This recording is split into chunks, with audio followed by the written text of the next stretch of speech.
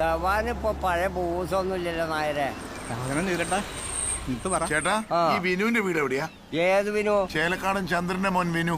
ഓ, നമ്മുടെ ധവാൻ വിനു. അയ്യോ, പുള്ളി പട്ടാളക്കാരനൊന്നും അല്ല. അത് പട്ടാളത്ത് പോയോണ്ടല്ല, അവന്റെ ഒരു ശീലം ധവാനാ. അതെ, ഇവിടെ നേരെ തെക്കോട്ട് പോവാ. അവിടെ ചെല്ലുമ്പോ ഒരു വളവ് കാണും. അവിടെ നേരെ വടക്കോട്ട് പോവാ.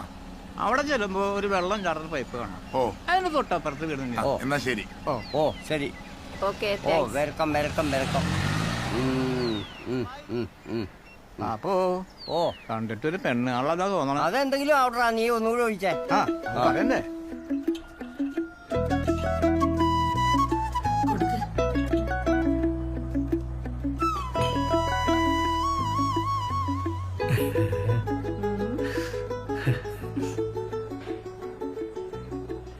മോൻ എന്തെങ്കിലും പറയണ്ട?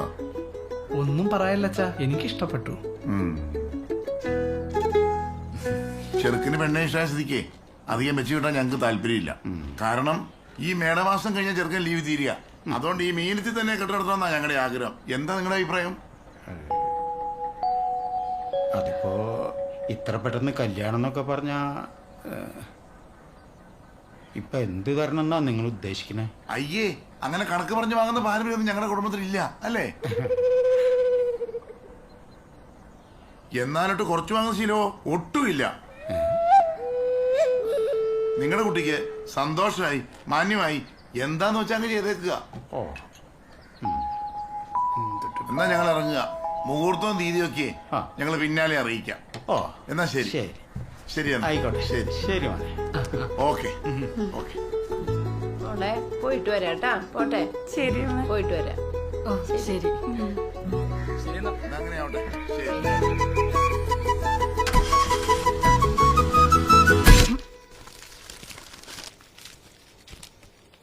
ഇതൊന്ന് നോക്കിയേ.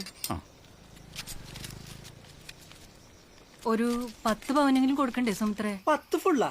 പിന്നെ എന്തിനു തെളിക്കാനാ? എന്റെ പൊന്നു പിന്നും മദ്യം കുടിക്കാനുള്ളതാണ്. കുടിക്കാൻ. നീ പിന്നെ എത്ര ഉദ്ദേശിക്കണേ? ഒരു 40 ഫുള്ളെങ്കിലും വേണം. 40 അല്ലേ? അത്രയ്ക്കൊക്കെ കൊടുക്കാനുള്ള ശേഷി നമുക്കുണ്ടാ? ശേഷി നോക്കി കൊടുക്കാനായിട്ട് റേഷൻ കടയിൽ അരിയും പഞ്ചാരിയൊന്നും അല്ല. കല്യാണം. ഒരു ഗതിയും പരഗതിയില്ലാത്ത ആ വിജേഷ് അവന്റെ പെങ്ങളുടെ കല്യാണത്തിന് 35 ഫുള്ള് ഇറക്കിയത്. ആ സ്ഥിതിക്ക് നീ ഒരു 45 ഫുള്ളെങ്കിലും ഇറക്കണം വിനു. എല്ലാവരുടെ കല്യാണത്തിന് പോയിട്ട് നീ നല്ല കയറ്റിട്ടുണ്ട്, മൂഞ്ചി കുടിച്ചിട്ടുണ്ട്. അതുകൊണ്ട് നീ ഒരു ദയാദാക്ഷിണ്യം പ്രതീക്ഷിക്കേണ്ട വിനു.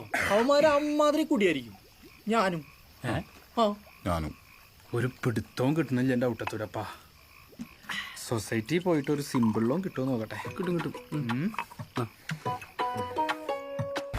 കുപ്പിയുടെ ഇൻചാർജ് നമ്മളല്ലേ? വൈകിട്ട് കൂടാടോ. സാധനോടെ ഇരിക്കല്ലേ സ്റ്റോക്ക്? സതീഷോ, പുതിയ സാറ് വരുന്നു കേട്ടല്ലോ. ആളെങ്ങനെയുണ്ട്? പുള്ളി പുലിയാണെന്നാ കേട്ടത്. പക്ഷെ ഡിപ്പാർട്ട്മെന്റിൽ അദ്ദേഹത്തെ എല്ലാരും കരിക്ക് സത്യം എന്നാ വിളിക്കുന്നത്. കരിക്ക് സത്യം? എന്തു പേരാണോ അത്? അയാളുടെ അച്ഛന് പണ്ട് കരിക്ക് വെച്ചോടോ എന്തൊക്കെയോ. ഇനി ഇവിടെ വന്നിട്ട് എന്ത് പോലാണെന്ന് ആർക്കറിയാം. നോക്കാൻ